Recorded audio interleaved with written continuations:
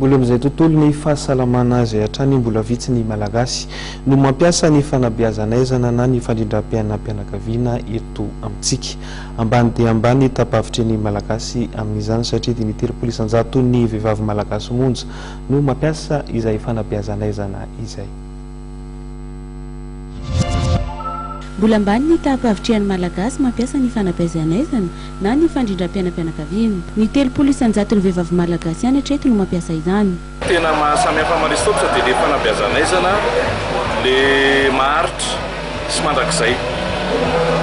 Fa ny matetika le tsy maharitra dia efa izy zany le mety isanjato be dehibe efa torotry ny ohatra avy amin'ny CSB, ministera fahasalamana rehetra toro hoe pilina ohatr'izany tsiro. Fa amin'izao zany tsapanay hoe le mpampiasa vaovao sy le efa mampiasa dia manomboka mivadika any amin'le maharitra, izany hoe any amin'ny implanton na any amin'ny DU. Satria zany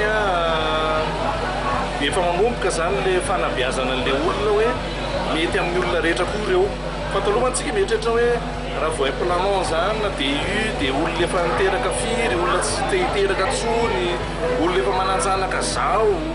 Fa amin'ny alalan'le fanabeazana ataonay zany dia efa maro le olona mahatsapa hoe sy resy lahatra hoe mety aminy izy. Na ny tanora dia efa betsaka ny tanora manao implanton sy DU atao maristops.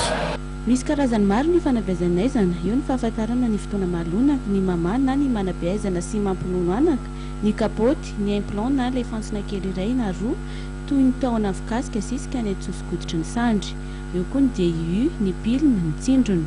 Fa misy ihany koa ny fampitsarana ny fiterana izay tsy natao ho an'ny vehivavy irery ihany fa misy ho an'ny lehilahy dia ny vasectomie na ilay fanabeazana maharitra.